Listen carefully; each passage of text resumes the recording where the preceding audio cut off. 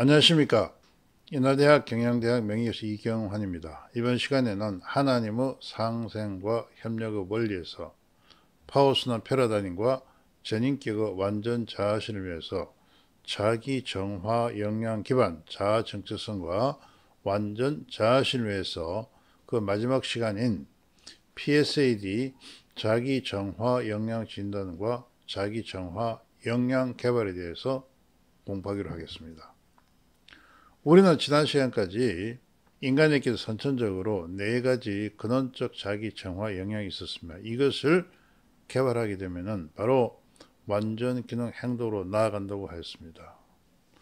이와 같이 선천적인 자기 정화를 개발하거나 또는 후천적으로 학습된 자기 정화 역량을 만들어내면 또한 우리도 완전 기능 행동으로 나아간다는 것을 학습하였습니다. 이런 학습을 위해서 우리는 바로 현재 자신의 선천적인 자기 정화 역량이 어느 정도 활성화되고 있고 어느 정도 영향을 미치고 아는 것이 중요합니다. 이번 시간에는 이런 PSA 자기 정화 역량 진단을 통해서 이와 같은 프로세스를 학습하는 방법에 대해서 공부하기로 하겠습니다. 먼저 우리가 PSA 자기 정화 역량 진단 시스템의 내용을 살펴보게 되면은 PSAD 자기 정화 역량 진단 시스템은 개인의 근원적 4가지 자기 정화 역량을 진단하고 우리가 지난 시간에 공부한 인성 5역량 면역 증가 효과 분석을 기반해서 이들을 기반으로 한 자아 정체성을 개발하고 전인격의 완전 자아 실현 역량을 개발하는 그런 시스템이라 하는 것입니다. 이러한 PSD 자기 정화 역량 시스템은 바로 이경환 교수가 30년간 연구로 정립되었고 이런 과정에서 창의성과 기억과 역량 능력 개발이라는 그 책을 비롯해서 8가지 관련 학술 서적과 또한 자아실현 능력 진단 방법, 자아실현 리더십 능력 진단 시스템 및 진단 방법과 조직의 자아실현 능력 진단 시스템 진단 방법 및 자아실현 전략 경영 능력 진단 시스템 및 진단 방법에 대한 4가지 특허가 획득되었습니다. 이러한 특허와 관련 연구 결과를 기반으로 해서 PSAD 인성 영역 진단 시스템이 개발되었고 또한 이런 진단 시스템은 바로 우리나라 초중고 대학생과 한국과 중국의 1000여 개 이상의 기업에서 이 이론이 실증되었으며 이 PS 진단에 따르는 행동의 예측력이 최소 85% 나타나고 있다 하는 것입니다. 이제 우리는 PSAD 자기 정화 역량의 진단 목적과 효과에 대해서 알아보기로 하겠습니다. 우리가 이미 공부한 바와 같이 근원적 내 자기 정화 역량 기반 자아 정체성은 성취 행동 능력을 만들어내고 이 성취 행동 능력은 바로 자기 정화 역량을 만들어냅니다. 또한 지각 능력과 지능을 지속적으로 함양하고 이 지각 능력과 지능은 바로 파워의 5 속성에 의존하는데 바로 자기 정화 역량은 파워의 5 속성을 능률적으로 동시다발 작용하게 시키기 때문에 그렇습니다. 자아 정체성은 바로 지식과 기술을 잘 탐구하게 하고 완전 기능력 개발 5단계로 나아가게 해서 전인격 개발을 도모한다는 것입니다.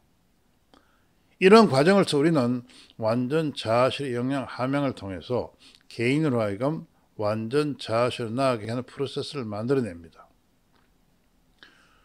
이러한 바로 완전 자아실현 능력을 개발하기 위해서는 그림 5-30을 보게 되면 우리가 지금까지 설명드린 것 같이 개인적 자아 정체성과 그리고 지식과 경험이 결합해서 개인의 인적 역량을 만들어내는 것을 공부하였습니다.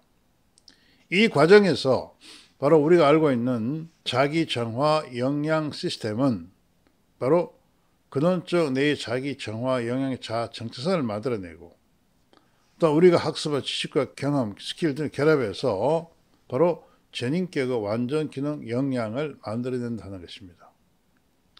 이것을 좀 더 상세히 살펴보게 되면 표 5-5를 보게 되면 우리가 전인격의 완전 기능 역량을 만들어내는 데는 바로 해당 분야의 전문 지식과 스킬이 40에서 50% 역할을 합니다. 또한 조금 전에 설명드리는 근원적 내 자기 정화 역량 개발 자아 정체성은 바로 30%의 역할을 하는데, 이들은 바로 성취행동 역량을 창출하고 자율적으로 지식과 기술 스킬을 탐색을 합니다. 또한 근원적 내 자기 정화 영역의 정체성은 개인에게 비전과 목표를 만들어냅니다. 이 비전과 목표는 바로 전인격의 완전 역량 개발에서 10에서 20% 역할을 합니다. 결과적으로 보면은 해당 분야의 전문 지식이 40에서 50%, 근원적 내 자기 정화 영역 정체성이 바로 비전과 목표를 만들어내기 때문에 이것도 40에서 50% 역할을 한다 하는 것입니다. 따라서 우리는 바로 전인격의 완전 역량을 개발하기 위해서는 우리는 지식과 경험, 스킬 등도 중요하지만 보다 중요한 것은 바로 자신이 선천으로 가지고 있는 근원적 내 자기 정화 영역 개발하기 중요하다 할 것입니다. 이래서 PSD 자기 정화 영역 진단 시스템은 근원적 내 자기 정화 영역을 진단하고 전인격과 완전 기능 영역과 성취행동 영역을 개발하는 그런 프로세스를 만들어냅니다. 여기서 우리가 주목할 것은 보면은 우리나라의 학교 교육은 주로 지식과 경험과 스킬 교육이 중심이 되고 있습니다. 여기에 비해서 우리가 지금 하고자 하는 바로 근원적 내 자기 정화 역량을 기반한 자기 정화 역량을 통해서 생명을 활성화하는 그런 교육은 거의 등한시하고 있다 하는 것입니다. 이건 바로 스위스 IDMD가 제시한 우리나라의 학생들의 OECD 국가에서 학업 성적은 최고 수준이지만 창의 인성 분야에서는 최하위로 나타나고 있다 하는 것과 무관하지 않습니다. 따라서 우리가 앞으로 우리 학생들의 바로 인적 역량을 개발하고 전인격과 완전적 역량으로 나아가기 위해서는 자기 정화 역량을 함양하는 그런 교육이 필요하다 할 것입니다. 이를 위해서 우리는 바로 PSD 자기 정화 역량이 필요하고, 그 PSD 자기 정화 역량 진단의 항목과 그 내용을 보게 되면은 크게 먼저 근원적 내 자기 정화 역량의 발현 패턴과 완전 기능 역량과 인격과 전인격 부분과 근원적 내 자기 정화 역량 기반 면역 증화 효과를 진단하는 이런 네 가지 부분으로 크게 나눠져 있습니다. 먼저 근원적 내 자기 정화 역량의 발현 패턴을 보게 되면은 이런 자기 정화의 발현 패턴은 바로 이들의 정체성과 활성화와 영향력에 관련된다는 것입니다. 근원적 내 자기 정화 역량 기반 자아 정체성은 바로 근원적 자기 정화 역량 기반 행동 유발을 위한 내재적 동기를 만들어낸다는 것입니다. 또한 활성화 진단은 바로 이런 근원적 자기 정화 역량을 기반으로 한 행동에 나타난 빈도를 우리가 측정할 수가 있습니다. 또한 근원적 내 자기 정화 역량의 영향력이라는 것은 근원적 내 자기 정화 역량을 기반한 행동 몰입을 위함입니다. 우리는 이 세 가지, 즉 정체성과 활성화와 영향력을 바로 근원적 내 자기 정화 역량의 발현 패턴이라고 설명합니다. 이런 진단과 아울러 우리는 자기 정화 역량 수명 주기를 진단하고 자기 정화 역량의 발현 영향 요인을 진단하기도 합니다. 또한 완전 기능 역량을 보게 되면은 자기 정화 역량 완전 기능 역량을 진단하는데, 이 경우 이런 완전 기능 역량은 학생들의 진로 지도라든가 적성 개발이라든가 조직에서 직무 배치 또는 완전 기능 조직 역량 개발 등에서 우리가 잘 활용할 수 있다 하는 것입니다. 또한 인격과 전인격을 예를 보면은 자기 정화 행동 포지션을 진단함으로써 이건 바로 자기 정화 역량 기반 인성적 인격과 사회적 행동의 조화성을 진단할 수가 있습니다. 인성적 인격과 사회적 행동의 조화성은 바로 완전 자아실로 나아가는 기반을 제공한다 하는 것입니다. 또한 완전 기능 역량 개발 5단계 위치에 따라서 개인은 전인격으로 완전 기능한 행동으로 나아갈 수 있다 하는 것을 알 수가 있습니다. 네 번째, 근원적 네 가지 자기 정화 역량 면역증 효과 진단입니다. 이 면역증 효과 진단은 바로 개인으로 하여금 자신의 근원적 네 가지 자기 정화 역량을 가장 효과적으로 개발하는 방법에 관해서 우리가 제시하기 위해서 이걸 진단한다 하는 것입니다. 자, 그렇다면은 우리 PSD 진단 일례를 살펴보기로 하겠습니다. 먼저 PSD 자기 정화 역량 발현 패턴에 관한 진단입니다. 근원적 내 자기 정화 발현 패턴은 이들의 정체성, 활성화, 영향력 진단에 관계합니다. 우리는 이 근원적 내 자기 정화형의 정체성 지수와 활성화, 영향 지수가 각각 0.29와 33.4와 15.36보다 클 때 이들은 바로 표준 지수라고 합니다.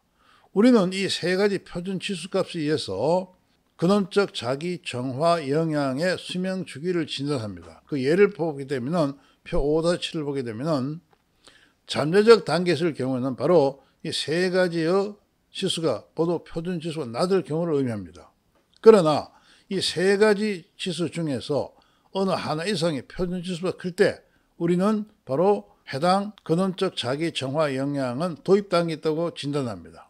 또한 이 세 가지 지수 중에 둘 이상의 표준 지수보다 클 때 바로 근원적 자기 정화 영향은 성장 단계도 진단하고 세 개 모두가 표준 지수보다 클 때 성숙기에 있다고 진단합니다. 그 내용을 표 5-8을 통해서 보게 되면 합리성에 관련된 근원적 자기 정화 영향은 정체성 지수와 활동 지수가 두 가지가 표준 지수보다 큽니다. 따라서 합리성 지수는 성장 단계에 있다고 진단합니다. 이에 비해서 일관성 지수는 보게 되면 정체성, 활성화, 영향 지수 세 가지 모두가 표준 지수보다 큽니다. 따라서 일관성 지수는 성숙 단계에 있다고 진단합니다. 그러나 자율성에 대한 근원적 자기 정화 영향을 보게 되면 정체성, 활동성, 영향 지수 모두가 표준 지수 미만입니다. 이건 바로 이들은 잠재적 단계에 있다고 진단합니다. 이러한 바로 근원적 네 가지 자기 정화 영향의 수명을 진단하고 이것을 결합해서 우리는 개인의 자기 정화 영향에 대한 수명 주기를 진단합니다. 따라서 근원적 네 가지 자기 정화 영향 수명 주기에 따라서 개인의 자기 정화 영향 수명 주기가 결정된다 하는 것입니다. 다음은 우리가 자기 정화 행동 포지션 진단 일례를 보기로 하겠습니다. PSAD 자기 정화 행동 포지션은 자기 정화 행동에서 개인적 및 사회적 자아의 조화로움을 진단합니다. 우리는 개인적 및 사회적 자아가 조화로울 경우 이들은 바로 완전 자아실로 나아가는 그런 프로세스를 만들어야 된다 하는 것입니다. 자, 그렇다면 PSAD는 어떤 방법으로 이걸 진단할 것이냐 하는 것입니다. 그건 바로 진단 결과를 XXYY, ZZ로 나타냅니다. 자, 그 XXY와 ZZ 값에 따라서 PSAD는 개인의 자기 정화 행동 포지션을 규범적 포지션과 솔립 포지션과 양극화 포지션을 구분합니다. 규범적 포지션은 XX 값이 30이고 YY가 50이고 ZZ가 20일 경우에 우리는 규범적 표시에서 합니다.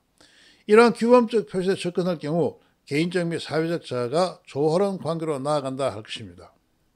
그러나 XX 또는 YY 중에 어느 하나의 값으로 쏠리게 될 경우 우리는 이를 갖다 쏠림 표시를 합니다. 이와 같은 경우 개인 행동은 개인적 또는 사회적 자아 중에 어느 하나로 쏠린다는 걸 나타냅니다. 양극화 포지션은 YY가 적고 XX와 ZZ가 거의 대등할 때 우리 이걸 양극화 포지션을 하는데 이런 양극화 포지션을 보면 개인적 및 사회적 자아 형성에 미흡하거나 또 양극화 될 경우를 나타낸다 하는 것입니다. 예를 보겠습니다. 표 5-10을 보시게 되면 합리성을 나타내는 근원적 자기 정화 영향을 보게 되면 XX 값이 40이고 YY 값이 20이고 GG 값이 40입니다. 따라서 이건 바로 양극화 행동 포지션을 나타내고 있다 하는 것입니다. 이에 비해서 일관성과 긍정성 포지션을 보게 되면 일관성의 값은 XX가 60이고 YY가 20이고 ZZ 20입니다. 이건 바로 XX에 쏠리고 있다 하는 것입니다. 따라서 이건 쏠림 포지션입니다.